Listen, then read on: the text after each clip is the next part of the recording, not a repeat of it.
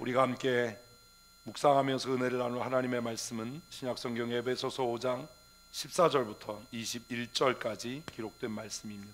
이제 우리 함께 한 목소리를 읽습니다.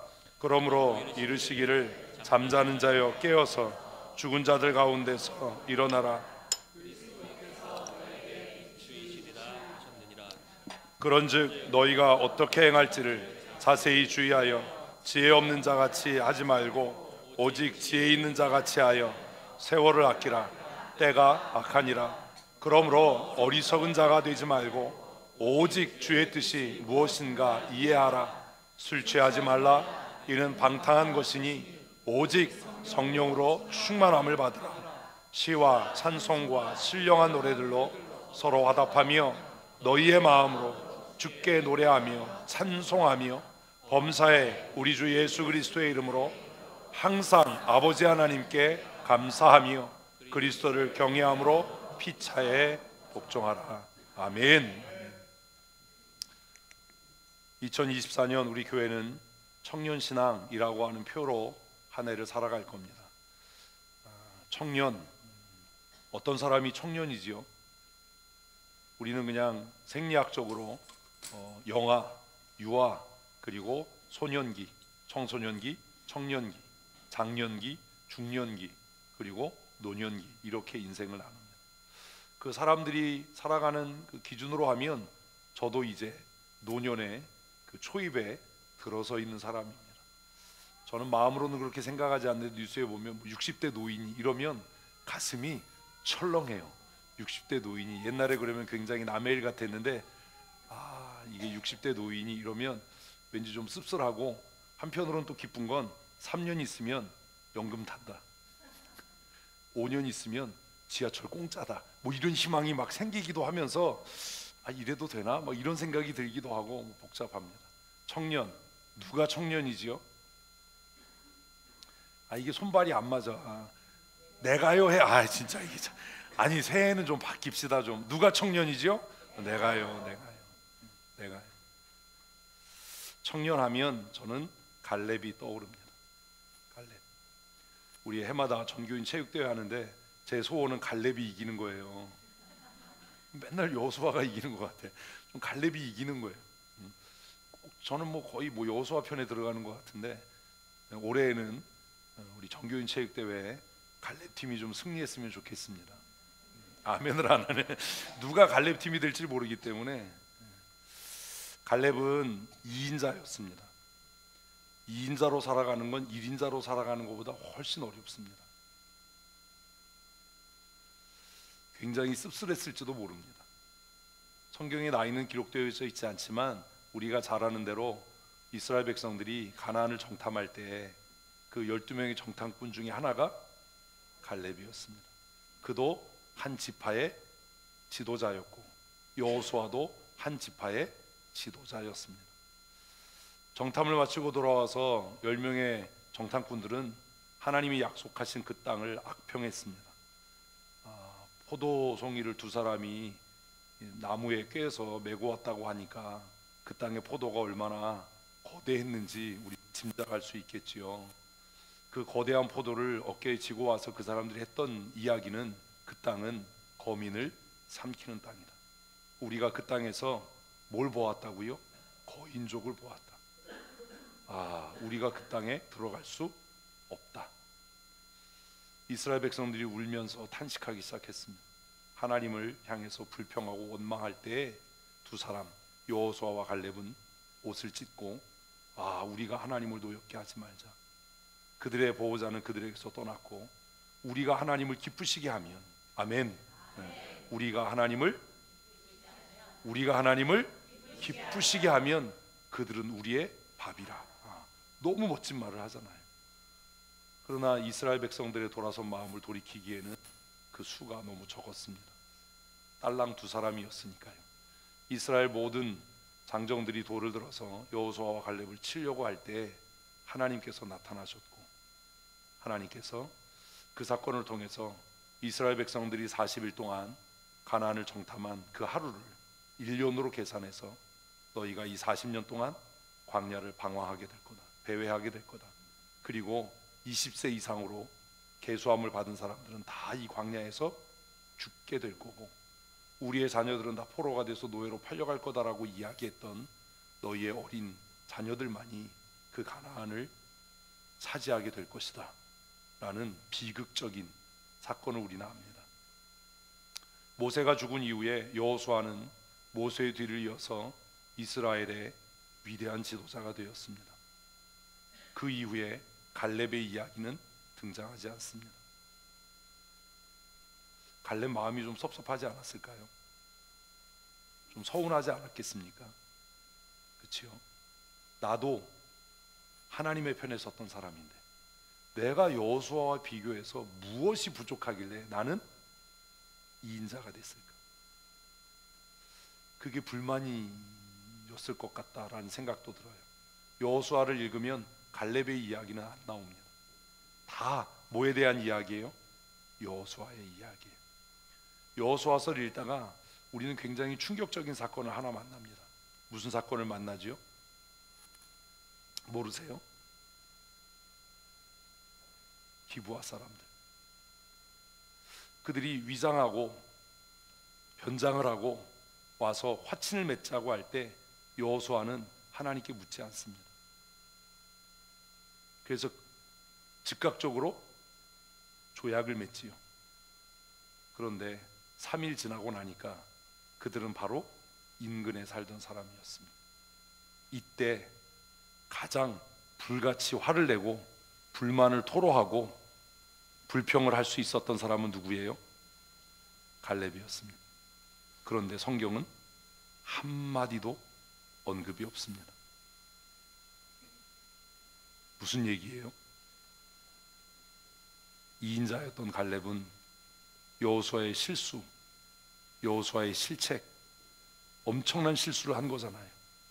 그 땅의 거미들을 진멸하라고 하나님이 말씀하셨는데 아이성을 점령하고 나서 그 승리에 도취했는지 어쨌는지는 모르지만 그들의 속임수에 너무나 쉽게 넘어가서 조약을 맺은 여호수아를 갈렙은 충분히 비난할 수 있었을 겁니다. 어쩌면 그때가 절호의 기회였을지도 모릅니다. 뭐가 될 수 있는? 여호수아를 제치고 백성들의 마음을 얻어서 1인자가 될 수 있는.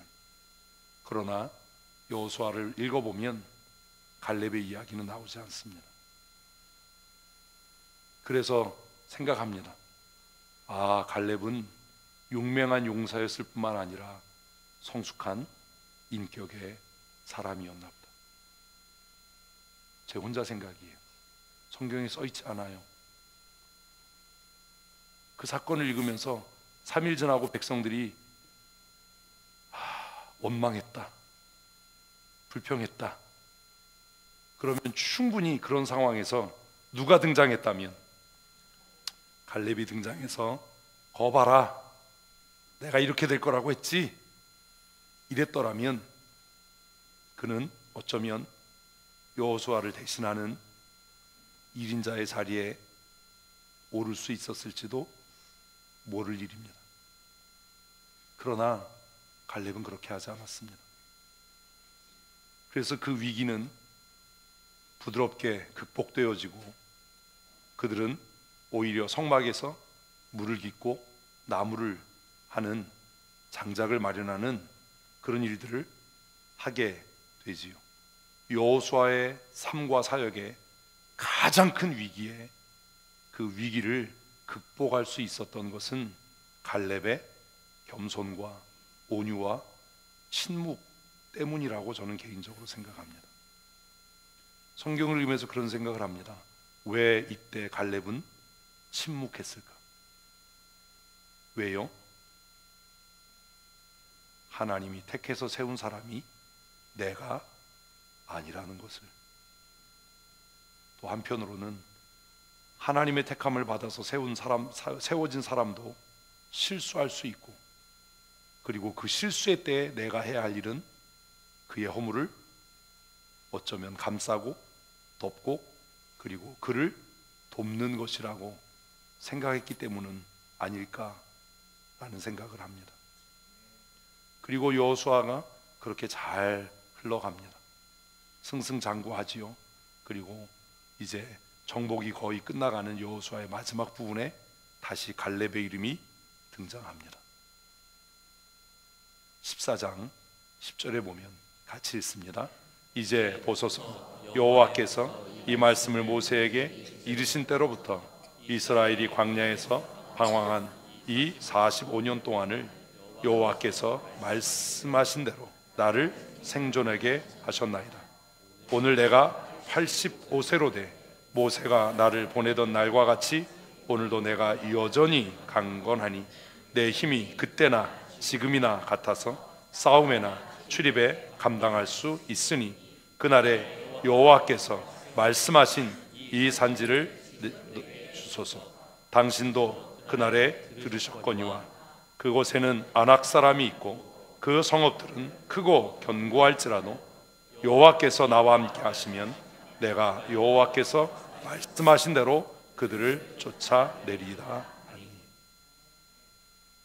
갈렙은요, 이스라엘 백성들이 기업을 차지할 때까지, 그 사회가 안정될 때까지 자신의 기득권을 드러내지 않습니다. 자신의 권리를 주장하지 않습니다.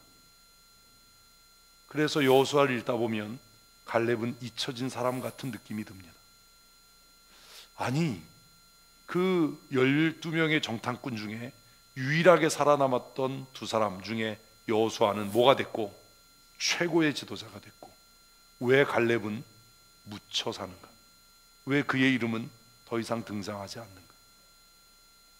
갈렙의 이름이 잊혀져서 이제 독자들의 뇌리에서 사라져갈 무렵에 이스라엘 사회가 안정되고, 그리고 이스라엘 백성들이 기업을 다 얻어가는 그 마지막 마당에 갈렙은 다시 정말 바람과 같이 등장을 합니다. 그리고 그가 뭐라고 이야기합니까? 그렇게 이야기했습니다. 이렇게 첫날부터 대답하시고 열심히 동참해 주신 분들에게 하나님께서 극신 은혜와 복을 주실 줄로 믿습니다. 왜? 아니, 대답도 하는 사람이 아멘을 왜 남의 일에 아주 우리는 참 넓은 마음을 가지고 있어요. 갈렙이 뭐래요? 내가 85세래요 85세. 내 나이가 지금 얼마라고요? 85세랍니다 85세. 저는 여호수아를 읽을 때마다 그런 생각합니다. 하나님, 내가 85세가 됐을 때 전쟁에 나갈 엄두를 낼 수 있을까요? 칼이라도 뽑을 수 있을까요? 그런데 갈렙은 뭐라고 이야기해요?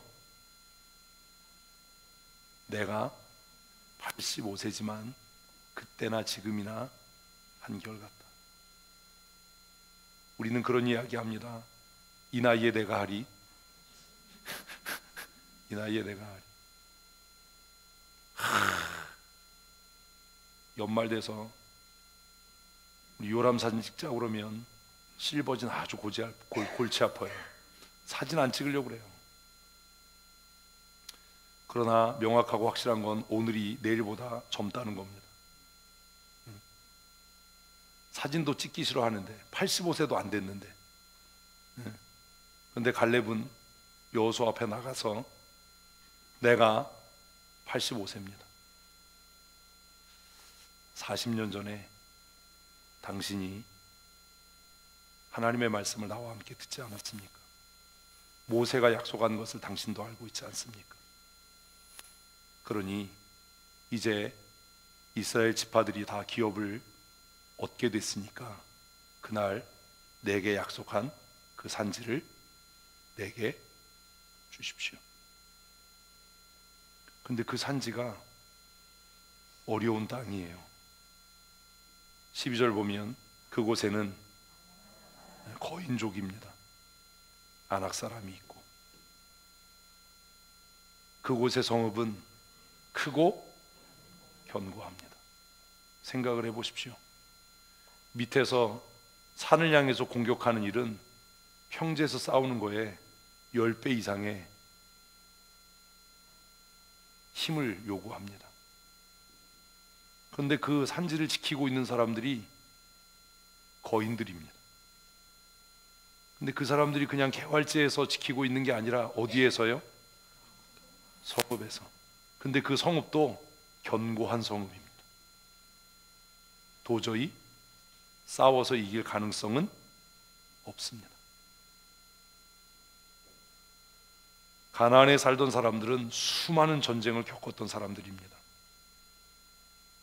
왜냐하면 그 땅이 너무나 비옥했기 때문에 많은 사람들이 수시로 쳐들어와서 가나안에 터를 잡고 살았던 사람들은 정말 싸움을 잘하거나 뛰어난 지략가이거나 아니면 난공불락의 요새를 갖추고 살았던 사람들입니다. 그 대표적인 것이 여리고입니다. 여리고는 가나안의 첫 성이었는데 얼마나 많은 침입을 받았겠습니까? 그러니 여리고성 사람들은 성을 얼마나 두텁게 쌓았는지 그 성벽 위에 누가요? 그 아줌마가 집을 짓고 살 만큼 그 성은 크고 견고했습니다. 그런데 이 산지, 비가 내리지 않아도 이슬이 내려서 1년 내내 비옥하게 농사를 지을 수 있었던 이 산지는 얼마나 많은 침입을 당했었겠습니까? 그러니 그 땅에 사는 사람들은 얼마나 용감하고 얼마나 전쟁에 능한 사람들이었겠습니까? 그런데 85세 된 노인이 뭐라고요? 그 땅에 거인족이 있고 그 산지의 성읍은 견고할지라도 한번 하십시다. 나에게는 아무 문제가 안 됩니다. 아멘. 우리는 내 상황이 이렇고요, 내 형편이 이렇고요, 뭐가 어쩌고요, 그래서 말이 많아요. 말이 길어요. 땡탈락이에요. 갈렙은 뭐라고요? 그 땅에 거인이 사는 거 압니다. 그 산꼭대기에 성읍이 견고한 것 압니다. 내가 나이가 85세라는 것도 내가 압니다. 그러나 이 모든 것들이 나에게는, 하셔야죠, 나에게는 아무 문제가 아닙니다. 아무 문제가 아닙니다. 문제되지 않습니다. 왜요? 왜요? 여호와께서 나와 함께 하시면 아무 문제가 되지 않습니다. 한번 하십시다. 여호와께서 나와 함께 하시면 아무 문제가 되지 않습니다. 믿으면 아멘. 아멘. 아멘. 제가 왜 작년 1년 동안 여러분들에게, 작년이 아직 안 됐네요. 51분이니까 왜 그렇게 예배 잘해라, 반듯하게 예배해라, 예배 태도를 점검해라, 왜 신앙을 점검해라 라고 얘기했냐 하면, 예배가 안 되는데 하나님이 그 사람과 함께 하시겠습니까? 양심 있으면 대답해 보십시오. 찬송이 안 되고 기도가 안 되는데 하나님이 그 사람과 함께 하시겠습니까? 달콤하지요. 하나님이 함께 하시면 내가 승리할 거다, 그들을 쫓아낼 거다, 달콤하지요. 그런데 진짜 문제는 하나님이 나와 참말로 함께 하시는가가 문제잖아요. 하나님께서 여러분과 함께 하십니까? 확신하십니까? 자신할 수 있습니까? 왜 아멘을 안 하십니까? 왜 못 하십니까? 그게 확실하고 명확하다면 아무것도 겁낼 것이 없는 줄로 믿으십시오. 아멘. 아멘. 이게 청년 신앙이에요. 나이 그거 아무 의미 없습니다. 20대라고 해서 청년 신앙을 갖고 있는 것 아닙니다. 오늘 김혜진 권사님이 저한테 그러더라고요. 목사님, 청년 신앙 말고 청춘 신앙 어때요? 제가 그랬어요. 그건 조금 야하다. 청춘 신앙은, 청춘 그럼 뭐 이렇게 돌아가야 될 것 같다 막. 노래가 생각나잖아요. 청춘은 봄이요, 봄은 뭐 이런 노래. 나이는 더 이상 문제가 되지 않습니다. 내 환경은 더 이상 문제가 되지 않습니다. 예수 안 믿는 남편이 집에서 속썩여요. 예수 안 믿는 아이들이 근심이에요. 이거 더 이상 문제가 되지 않습니다. 하나님이 나와 함께 하실 때, 아멘, 아멘. 그런 믿음이 우리에게 있어야 하지 않겠습니까?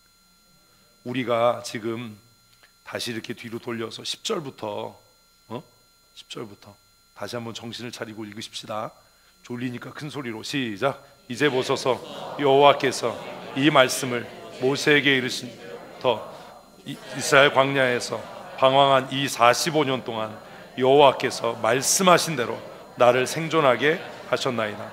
오늘 내가 85세로 돼 모세가 나를 보내던 날과 같이 오늘도 내가 여전히 강건하니 내 힘이 그때나 지금이나 같아서 싸움에나 출입에 감당할 수 있으니 그날에 여호와께서 말씀하신 이 산지를 지금 내게 주소서.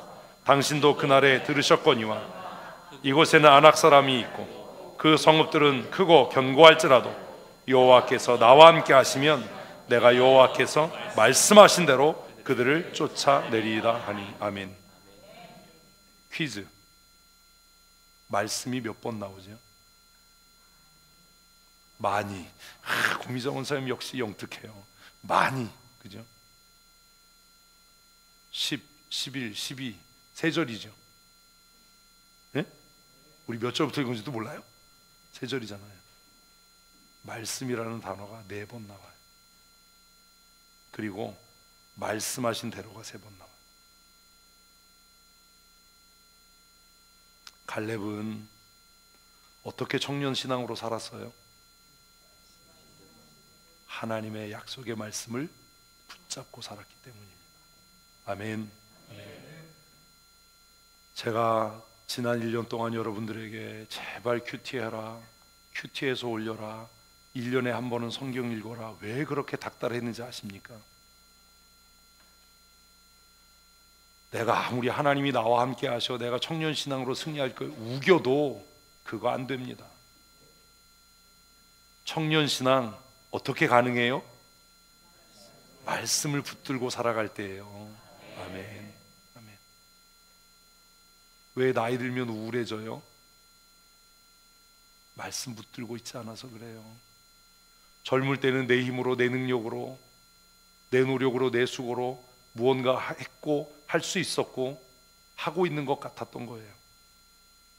근데 나이 들어가면 이제는 내 힘과 내 능력으로, 내 수고로 할 수 있는 일들이 점점 줄어들어요. 그 일들이 줄어드니까 뭐도 없어지는 것 같아요? 믿음도 없어지는 것 같아요. 뭐도 없어지는 것 같아요? 교회에서 내 쓸모도 없어지는 것 같아요. 그래서 교회 와도 객인 것 같고 남인 것 같고 우리 교회가 아닌 것 같고 괜히 젊은 사람들에게 눈치 보이고 짐이 되나 이런 생각을 해요. 젊었을 때는 안 그랬는데요. 왜 나이 먹으면 그렇지요? 얘기했잖아요. 뭘 붙들지 않는 거예요? 약속의 말씀을 붙잡고 사는 게 아니기 때문이에요. 뭘 붙잡고 살았어요? 내 젊음, 내 힘, 내 능력. 나이 들어서 이제 능력이 없거든요. 경제력도 없거든요. 힘도 없거든요. 그러니까 내가 괜히 교회에 짐이 되는 것 같고 목사님의 짐이 되는 것 같고 내가 목회에 아무 도움이 안 되는 것 같고 그래서 의기소침해지고 눈치 보게 되고 소외되는 것 같고 그래서 슬퍼지고 씁쓸하고 이런 거 아닙니까? 사랑하는 성도 여러분, 우리의 청춘은 지나갑니다. 우리의 젊음의 날도 사라집니다. 그러나 영원히 변치 않는 것은 하나님의 약속의 말씀입니다. 이 젊어서부터 이 약속의 말씀을 붙잡는 훈련을 하지 않으면 언젠가 우리도 쓸모없어 져 버리게 될 거고 무능하게 될 거고 무가치한 사람처럼 느껴지는 날이 오게 될 겁니다. 이미 그런 느낌이 있다면 여러분 생각하셔야 됩니다. 아, 내가 약속의 말씀을 붙들고 있는 게 아니구나. 우리는 우리의 열심, 우리의 자존심, 우리의 경험, 우리의 의지를 붙잡고 살아가는 그것을 때로 믿음으로 사는 거라고 착각을 해요. 그런데 그것이 정말 믿음이었는지는 85세쯤 되면 알 수 있어요. 85세쯤 돼서 지금도 하나님이 나와 함께 하시니 목사님 내가 할 수 있습니다 이러면 그분은 무엇을 붙잡고? 말씀을 붙잡고 사는 사람. 이 늙은이가 뭘 하겠어요? 다 늙어 빠져가지고 내가 이제 뭐 할 수 있어요? 우리의 마음이 그렇게 흘러간다면 우리는 어쩌면 그 청춘의 날, 젊음의 날, 그 뜨거웠던 날들을 내 자존심, 내 체면, 내 열심을 붙들고 살았던 건지도 모릅니다. 여호수아 전체, 여호수아의 가나안 정복 사건이 진행되는 동안에 갈렙의 이름은 어디에서도 나타나지 않습니다.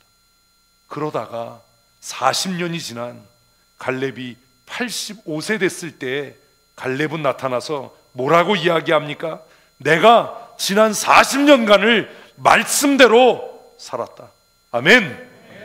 내가 뭐대로 살았다? 말씀대로 살았다. 내가 지난 40년간을 하나님의 약속의 말씀을 붙잡고 살았다.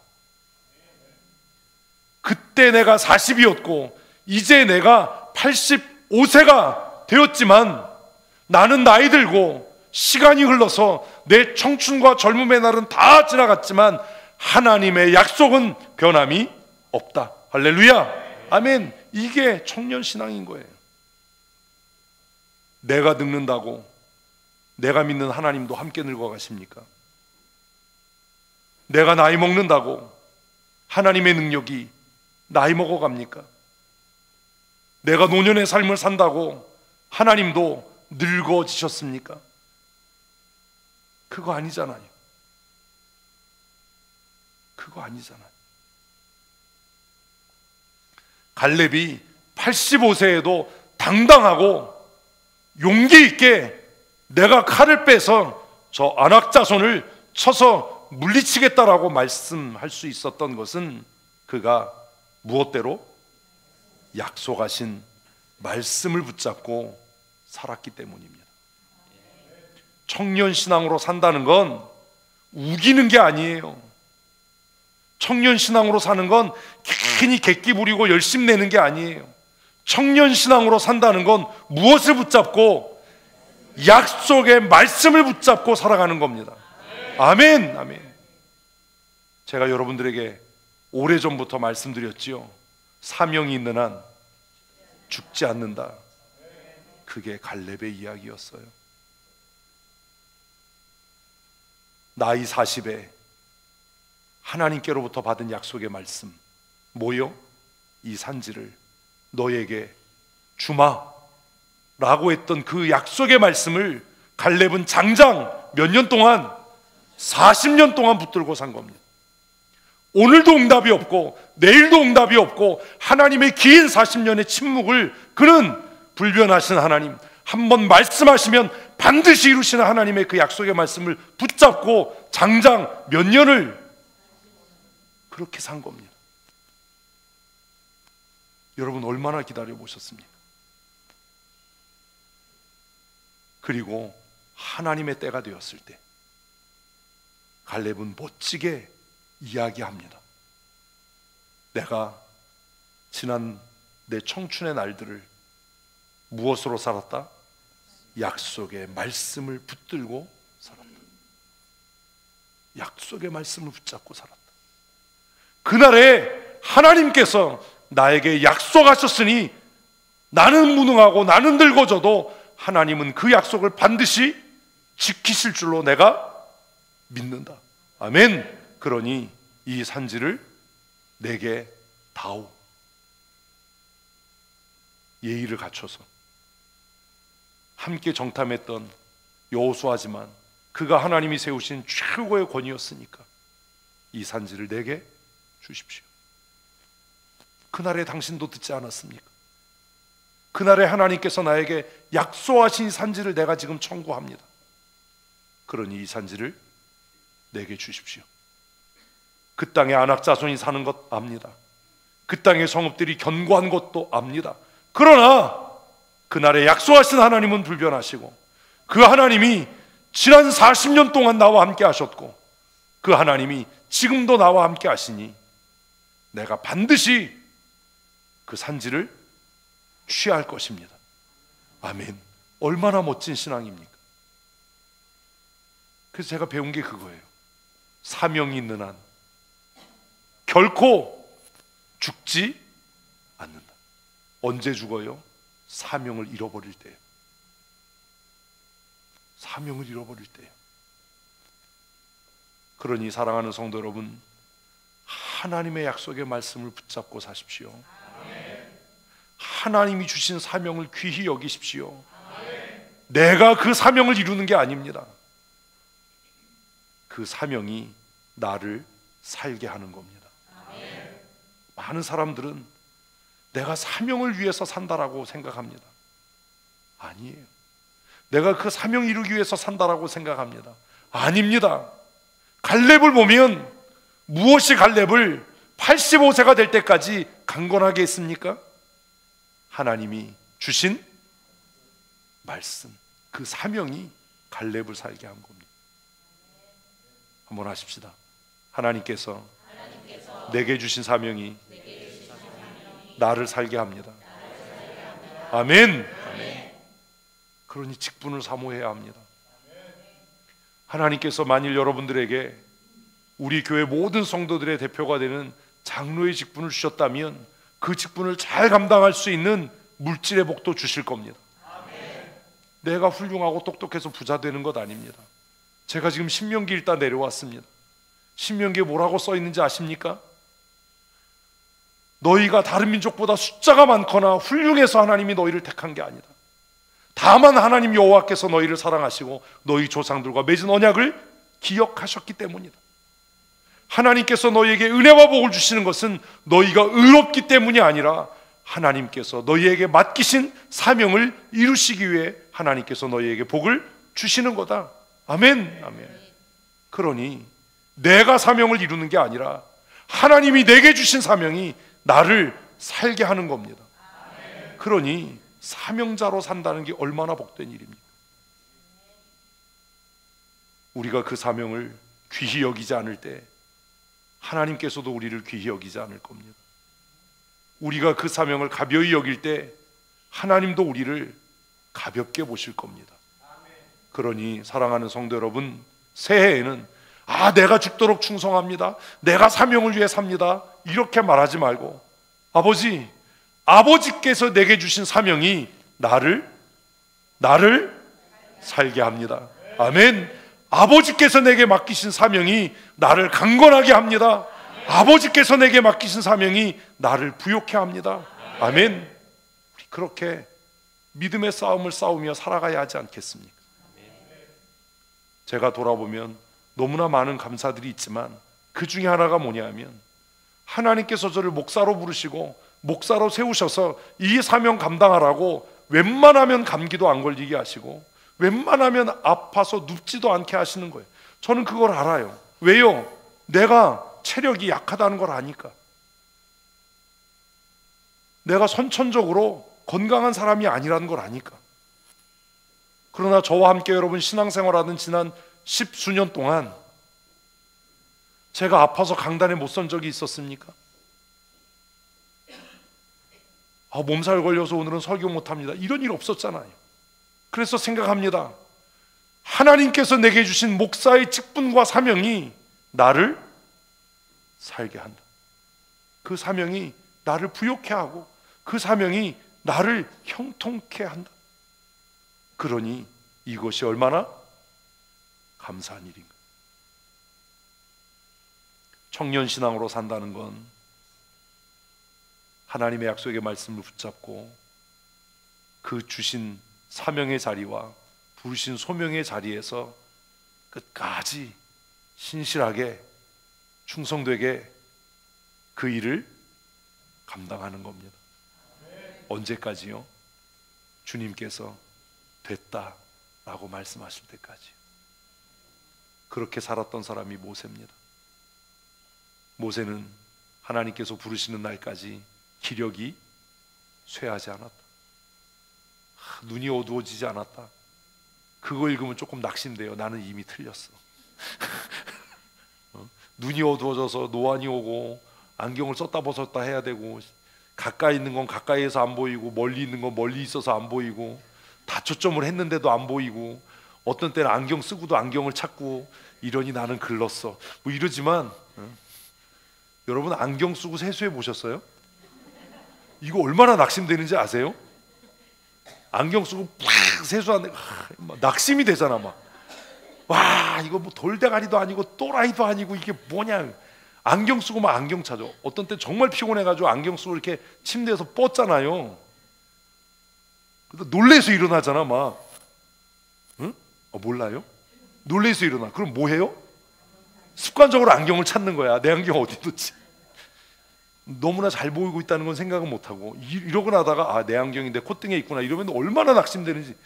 그러다가 모세가 무슨 나이 120에 눈이 흐려지지 않고 기력이 쇠하지 않았다 이러면 아, 나는 틀렸어 이런 생각이 들지만, 사랑하는 성도 여러분, 왜 2024년 올해 새해의 표가 청년신앙인지 아십니까?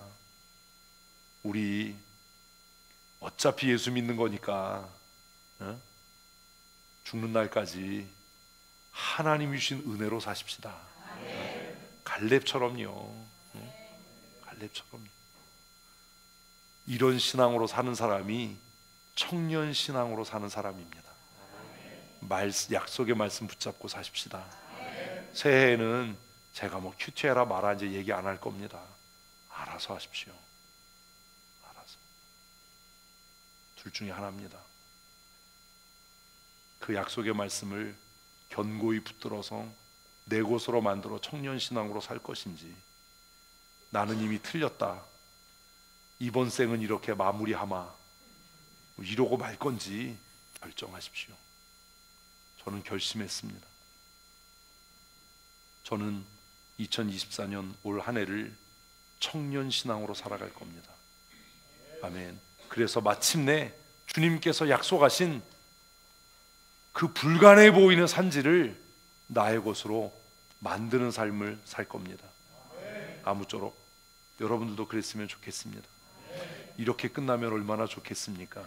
많은 오늘 본문 시작도 안 했습니다.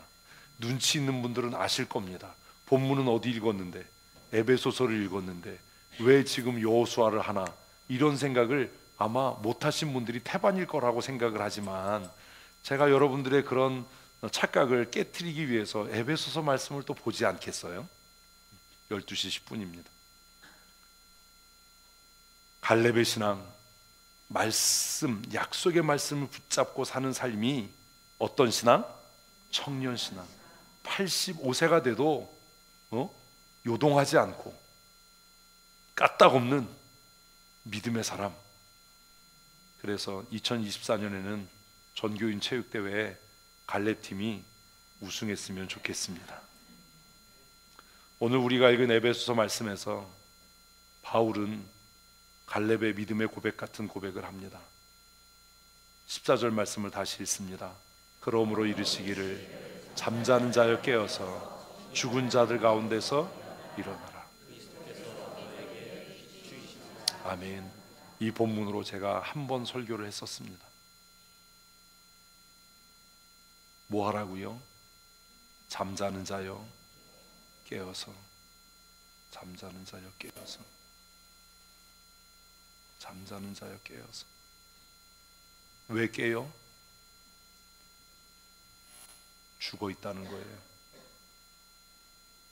잠들어 있다는 건 뭐해 있다고요? 죽어 있다는 겁니다. 여러분이 결정하는 겁니다. 하나님이 깨워주시지 않습니다. 제가 친절하게 깨워드리지 않습니다. 이제는 더 착해지기로 결심해서 아예 그런 얘기 안 할 겁니다. 그러나 결정하십시오.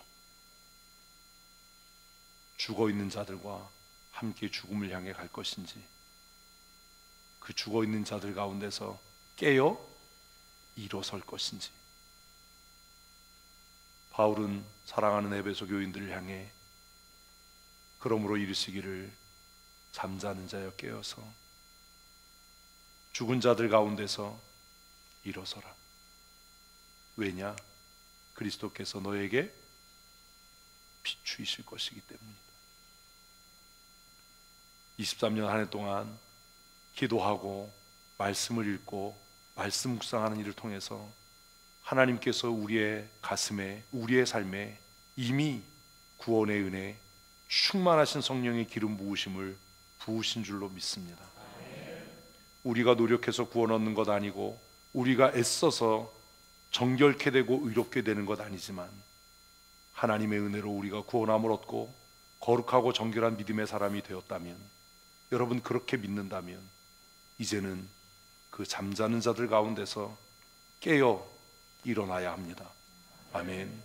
모여서 잡담하고 모여서 세상 돌아가는 이야기하는 것을 멈추고 이제는 깨어 일어서서 하나님의 부르심에 반응하는 믿음의 사람이 되십시다. 아멘. 살아있는 자만 아멘할 수 있습니다. 죽은 시체가 어떻게 아멘합니까? 그렇게 아멘을 하라고 해도 말할 때뿐이고 실천되지 않습니다. 왜요? 속으로 하면 되지. 거짓말이에요. 왜 아멘이 안 돼요? 여러분 생각해 보세요. 이미 나의 심령이 잠들어 죽어 있기 때문은 아닙니까? 이제는 깨어 일어서십시다. 아멘. 아멘. 힘있게 찬양하고 선포되는 말씀이 들려질 때 아멘, 아멘 답하고, 하나님 내가 여기 있습니다. 나에게 생명되는 사명을 주셔서 그 사명이 나를 살게 하여 주시옵소서. 잠자는 애가 깨잖아요. 잠자는 애가 깨야 될 사람은 안 깨고, 우리가 가장 먼저 해야 할 일은 뭐 하는 거예요? 깨어 일어서는 겁니다. 우리 옆 사람에게 인사하십시다. 당신은 은혜 받은 사람입니다. 아멘, 아멘.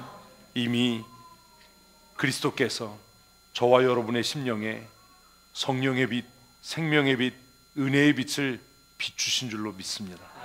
그러니 이제 우리가 해야 할 일은 깨어 일어서는 겁니다.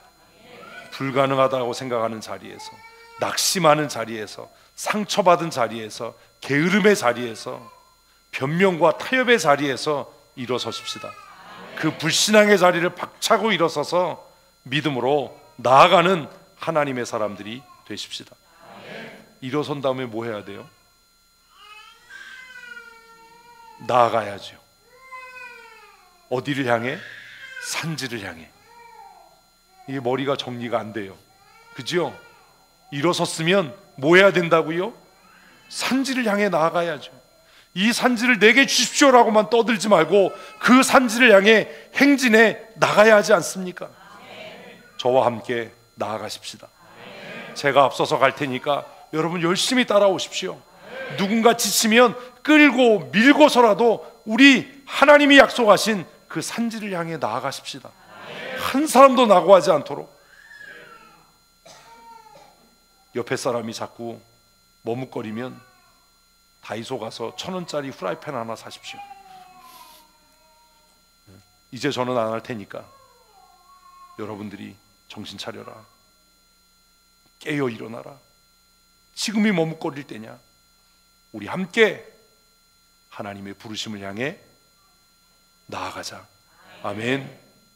그래서 바울은 에베소 교인들에게 같이 읽습니다. 그런즉 너희가 어떻게 행할지를 자세히 주의하여 지혜 없는 자 같이 하지 말고 오직 지혜 있는 자 같이 하여 세월을 아끼라. 때가 악하니라.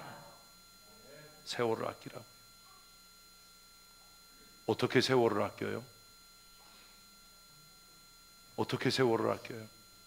여러분도 하루 24시간을 살고 저도 하루 24시간을 사는데 어떻게 세월을 아낍니까? 안 쓰는 시간을 저금통에 넣을 수도 없고 어떻게 세월을 아끼지요? 해야 할 일과 하지 말아야 할 일을 분별하는 겁니다. 해야 할 말과 해서는 안 될 말을 분별하는 겁니다. 해야 할 행동과 해서는 안 되는 행동을 가려하는 겁니다. 새해에는 우리 모두의 말이 거룩해졌으면 좋겠습니다. 더러운 말은 입 밖에도 내지 마십시다. 안 된다, 못한다 이런 거 하지 마십시다. 한번 하십시다. 할 수 있습니다. 하면 됩니다. 해보십시다. 아멘. 변명하고 핑계하지 말고 회개하고 돌이키고 결심하고 뉘우치십시다. 아멘. 그게 세월을 아끼는 겁니다. 악한 시대를 살아갑니다. 그러니 우리가 해야 할 일은 세월을 아끼는 겁니다. 어떻게 해요? 주의 뜻이 무엇인지를 이해해야만. 왜 지난 한 해 동안 그렇게 큐티해서 올려라, 시간 날 때마다 성경 읽어라, 왜 그렇게 귀에 못이 박히게 잔소리했는지 아십니까? 제가 하나 물어볼게요. 성경을 읽지 않고 말씀을 깊이 있게 묵상하지 않고 기도하지 않고 하나님의 뜻 알 수 있습니까? 있습니까? 더 슬픈 얘기 해드릴까요? 모국어로 된 성경을 읽고 무슨 뜻인지 모르는데 하나님의 뜻을 이해할 수 있을까요? 왜 갑자기 말을 안 합니까?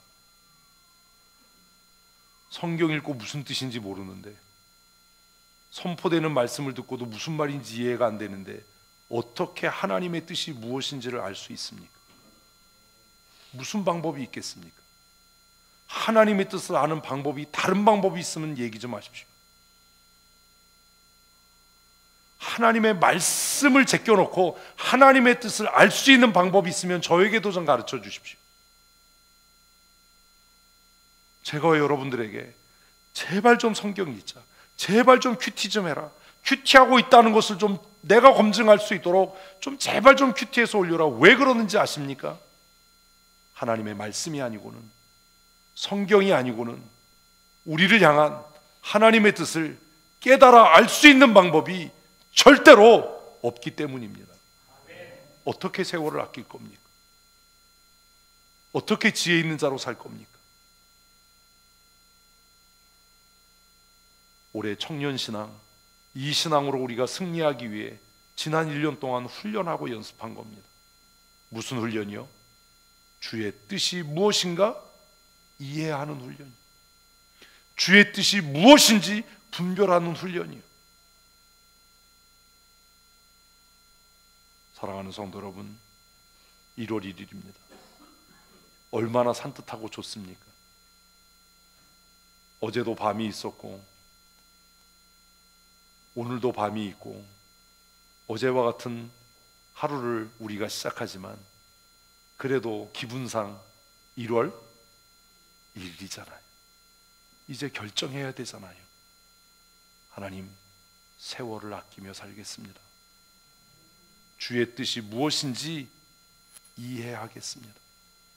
그러니 내가 말씀을 읽을 때, 말씀을 묵상할 때 오셔서 세미한 음성으로 깨닫게 하여 주시옵소서.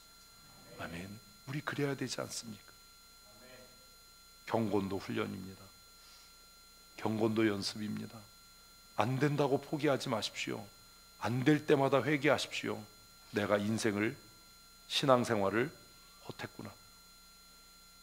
모여서 찬송하고 떠들고 신앙에 대해서 이야기한다고 하나님의 뜻을 이해할 수 없습니다. 하나님의 뜻을 이해할 수 있는 유일한 방법이 있다면 오직 말씀입니다. 오직 말씀. 그러니 사랑하는 성도 여러분, 올해는 말씀을 가까이 합시다. 말씀을 가까이. 말씀을 읽을 때 지식으로가 아니라 하나님 주의 뜻을, 누구를 향한? 나를 향한, 어디를 향한? 모르지. 이거는 우리 가정을 향한, 우리 교회를 향한, 이 나라와 이 민족을 향한 하나님의 뜻이 무엇인지 깨닫고 이해하게 하여 주시옵소서. 존경받는 남편, 사랑받는 아내가 되게 해주십시오. 우리 아이들이 주의 뜻을 깨달아 머리가 되고 꼬리가 되지 않게 해주십시오. 그렇게 기도해야 하지 않겠습니까? 인생이 애쓰고 수고한다고 성공하는 것 아니지 않습니까? 우리 다 살아보지 않았습니까? 그래서 억울한 거 아닙니까? 누구보다도 성실하게 근면하게 살았는데 왜 내 인생은 이렇게 공허하고 수고와 슬픔뿐일까? 왜요? 나를 향한, 우리 가정을 향한 하나님의 뜻이 무엇인지 깨닫지 못하고 살았기 때문 아닙니까? 그러니 이제 그 깊은 잠에서 깨어서 주의 뜻이 무엇인지 이해하는 자가 되십시다. 이런 사람들이 무엇으로 사는 사람? 청년 신앙으로 사는 사람입니다. 실력이 없으면 눈치라도 있어야 됩니다. 청년 신앙. 갈렙은 이해했어요. 뭘? 주님의 뜻을. 그래서 긴 시간 침묵한 겁니다. 언젠가 때가 올 거다. 40년을 기다렸어요. 어떻게 기다릴 수 있었어요? 주님의 뜻이 무엇인지 이해했기 때문 아닙니까?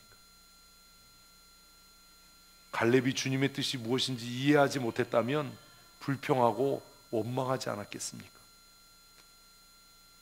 사랑하는 성도 여러분, 우리에게는 갈렙 시대보다 더 좋은 스승이 있습니다.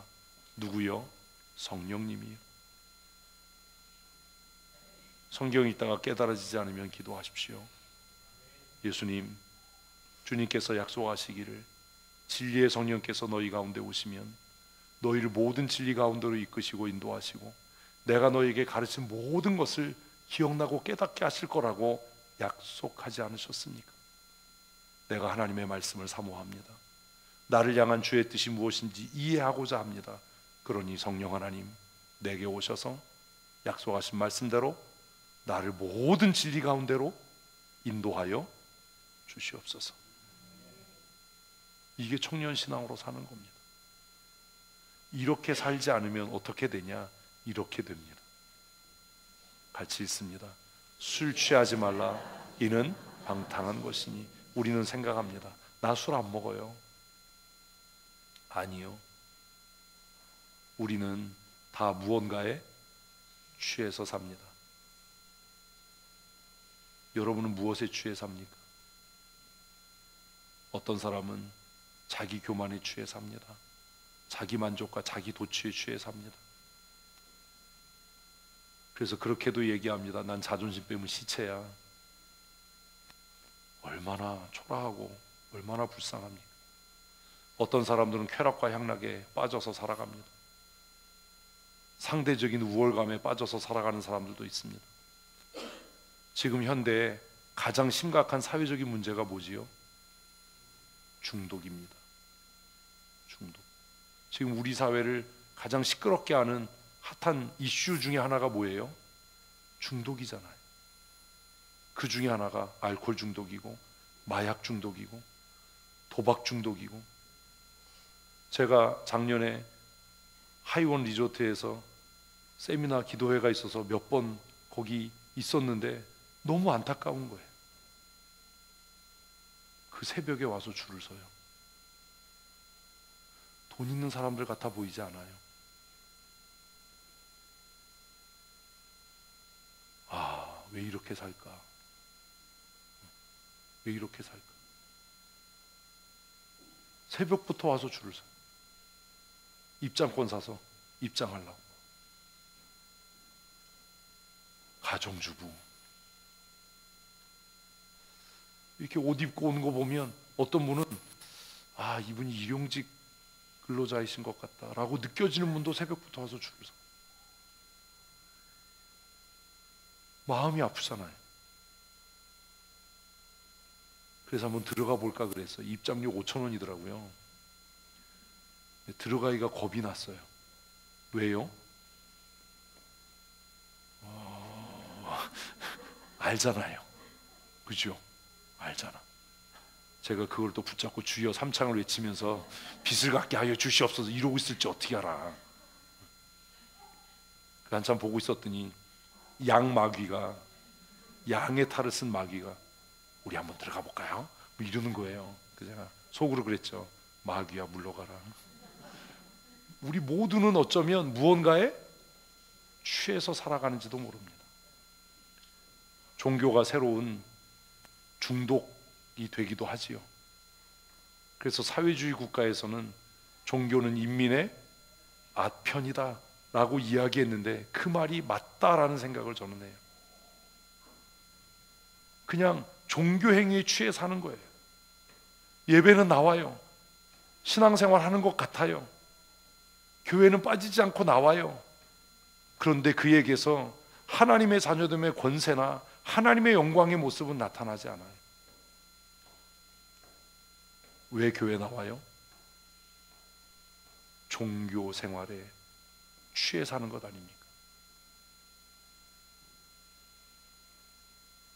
그를 망하게 하고 있는 것이 종교 활동 아닙니까? 이것에 대한 대안이 뭐냐? 바울은 이것에 대한 대안으로 뭐라고요? 같이 읽습니다. 오직 성령으로 충만함을 받으라. 너무 웃긴 건 그 카지노 맞은편에 중독 치료 센터가 있어요. 상담을 원하시면 카지노를 닫아라 이씨. 응? 또 슬픈 건 누군가가 신청서를 쓰고 있다는 겁니다. 상담 신청서. 너무 마음이 아프잖아요. 만만만 운동 세미나 뭐 그런 것 때문에 그 하이원 리조트 반값이 싸서 그런지 왜 거기서 그렇게 그걸 행사를 했는지 모르겠지만 거기 머물면서 대안이 없다. 대안이 없다. 그 중독에서 벗어나기 위해 애쓸 게 아니라 어떻게 되면 성령으로 충만해지면 이 문제는 그냥 자연스럽게 해결될 텐데. 그래서 바울은 당신이 무엇에 취해 사는지 한번 돌아보고 그것을 멀리해라, 끊어라, 싸워라, 애써라가 아니라 오직 성령으로 충만함을 받으라. 아멘. 우리 성령 충만하십시다. 이게 청년 신앙으로 사는 비결입니다. 여호와를 앙망하는 자 새 힘을 얻을 것이라고 약속하신 말씀대로 청년이라도 넘어지고 소년이라도 곤비하지만 여호와를 앙망하는 자는 독수리가 새날개 침과 같을 거라고 약속하신 이사야의 말씀대로 우리 2024년 새해에는 성령으로 충만하십시다. 아멘. 아멘. 이제 우리의 자존심, 열등감, 교만, 쾌락, 세상이 주는 잠깐의 기쁨 이것에 취해 살지 말고 특별히 종교에 취해 살지 말고 종교 행위에 취해 살지 말고 성령으로 충만한 믿음의 사람으로 사는 하나님의 사람이 되시기를 바랍니다. 우리가 그렇게 살아갈 때에 우리의 삶을 통해 나타나는 결과가 있습니다. 19절 있습니다. 시와 찬송과 신령한 노래들로 서로 화답하며 너희의 마음으로 주께 노래하며 찬송하며 범사에 우리 주 예수 그리스도의 이름으로 항상 아버지 하나님께 감사하며 그리스도를 경외함으로 피차 복종하라. 아멘. 이게 성령 충만한 사람의 삶으로 나타나는 외적인 증거입니다. 뭐요? 피차 복종하라. 피차 복종하라. 저는 갈렙이 그런 사람이었다고 생각합니다. 어떻게 여호수아의 그늘에 가려서 평생을 무명의 사람으로 살 수 있었을까? 어떻게 그렇게 긴 시간을 하나님의 때를 참고 인내하며 살 수 있었을까? 그리고 이제 전쟁에 나가기에 너무나 늙어버린 나이에 그때가 하나님의 때인 것을 어떻게 깨달아서 내 나이가 85세지만 지금이야말로 하나님께서 약속하신 그 약속을 이루실 때입니다 라고 그렇게 혜성처럼 등장할 수 있었을까? 갈렙이야말로 청년 신앙으로 자신의 삶을 풍미했던 사람이 아닌가. 정말 멋진 사람이다. 정말 멋진 노친네다. 갈렙처럼 살 수 있었으면 참 좋겠다. 그런 마음을 가지고 2024년 새해를 시작합니다. 사랑하는 성도 여러분, 우리가 안주하고 있었던 그 자리에서 일어서십시다. 잠자는 자여 깨어라 말씀하시는 대로 하나님께서 우리에게 구원의 은혜, 구원의 빛을 비추셨으니 이제 게으름과 나태함과 불순종과 불평과 상처와 의심의 자리에서 박차고 일어서서 하나님께서 우리에게 약속하신 그 산지를 향해 다름질쳐 나아가십시다. 우리의 발목을 잡고 있는 그 모든 중독으로부터 벗어나서 성령으로 충만하십시다. 아멘. 우리가 그렇게 살아갈 때 우리 안에 기쁨이 넘치고 서로가 서로를 존경하고 아끼고 사랑함으로 피차 복종하는 아름다운 교회가 될 줄로 믿습니다.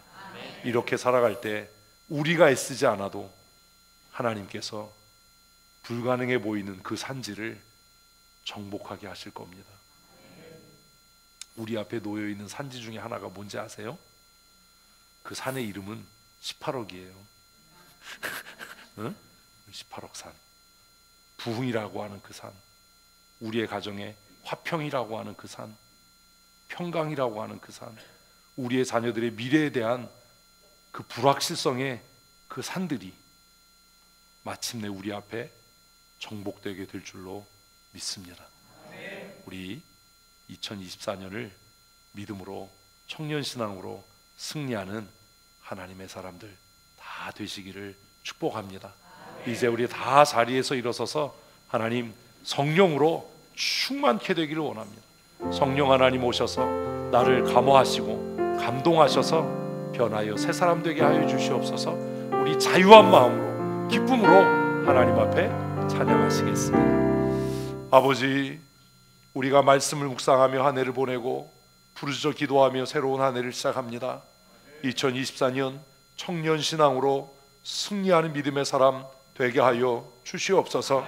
하나님, 우리의 앞을 막고 있는 거대한 산성과 같은 문제들이 우리 앞에 정복되게 하시고 하나님, 우리의 삶에 하나님께서 하나님 되심을 경험하는 한 해가 되게 하여 주시옵소서.